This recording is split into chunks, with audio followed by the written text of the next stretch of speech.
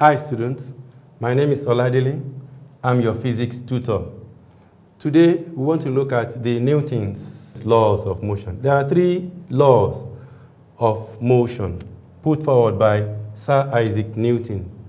The very first law states that every object, every body will continue in a state of rest or of uniform motion in a straight line unless acted upon by an external force. Once again, I will take that. The first law of Sir Isaac Newton states that every body, every object will continue in a state of rest or of uniform motion along a straight line unless acted upon by an external force to act otherwise. What that means is this. Put a box on the table.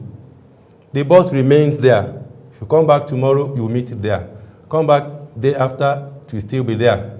It is at its own point of rest. Unless an external force will act on the box to make it act otherwise, to remove it. Also, take a moving body. A moving body, for instance, a fan, the blade of a fan, the blade of a moving fan, a fan whose blade is moving. We can put that fan, the blade of the fan, to a stop by applying a force. If you leave it there, the blade will continue to move on and on. But if you apply a force there, then it stops the motion. So that is the basis of the first law, that every body, every object will continue in a state of rest or uniform motion on a straight line unless acted upon by an external force to act otherwise. To act otherwise. That is the first law. Now let's go to the second law. The second law. The second law talks about force and momentum. What do we mean by force? What do we mean by momentum? Force is an agent that changes the state of rest of a body. Is a push, is a pull. When you pull an object, when you push an object, you are applying what we call a force. What do you mean by momentum? Momentum, that is the product of the mass of the body and the velocity. Putting all these 3 together, the force, the mass, and the velocity, that forms the second law.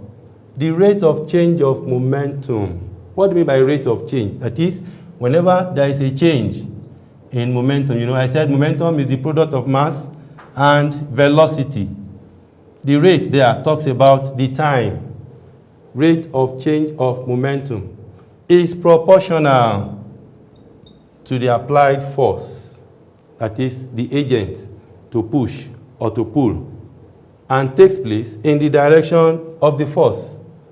In other words, we are saying F is proportional to the product of mass and the change in velocity per time. This is what we call the rate of change of momentum. Whenever rate is involved, time, we are talking about time. Momentum is the product of mass and change in velocity. The change in velocity, we have V and U. V is the final velocity.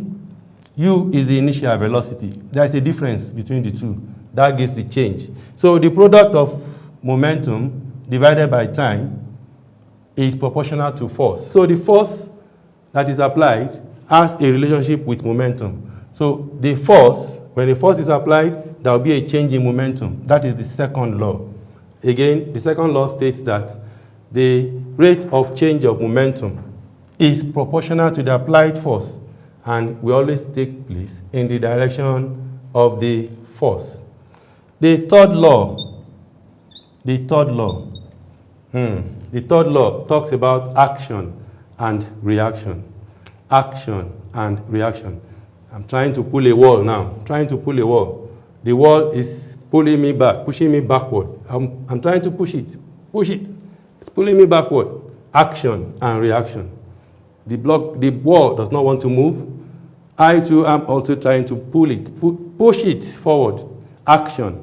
So action and reaction are equal and opposite. My attempt to pull that wall, I'm creating an action there. And the wall is also putting its own action. towards me. So we have two opposite directions. Action and reaction are equal and opposite. Two students can be playing, one here trying to pull this way, another trying to pull this way. So action and reaction are equal and opposite. Action and reaction are equal and opposite. That is the third law, law 3. Action and reaction are equal and opposite. Let's go over the 3 laws again. The first law of motion states that when an object, just put your purse, put money in your purse, load it with money, put it on the table. Come back there tomorrow, you meet it there. That is, it's not possible. An external force must have acted on it. That is the basis of the first law. The first law states that everybody, every object continues in a state of rest or uniform motion in a straight line unless acted upon by an external force. The reason why you will not meet your purse there is because external force must have acted on it. Somebody must have taken it. That is an external force. That is the basis of the first law. Now, the second law talks about the rate of change of momentum. The rate at which momentum is changing. The rate at which a body is moving with respect to time is proportional to the force you apply.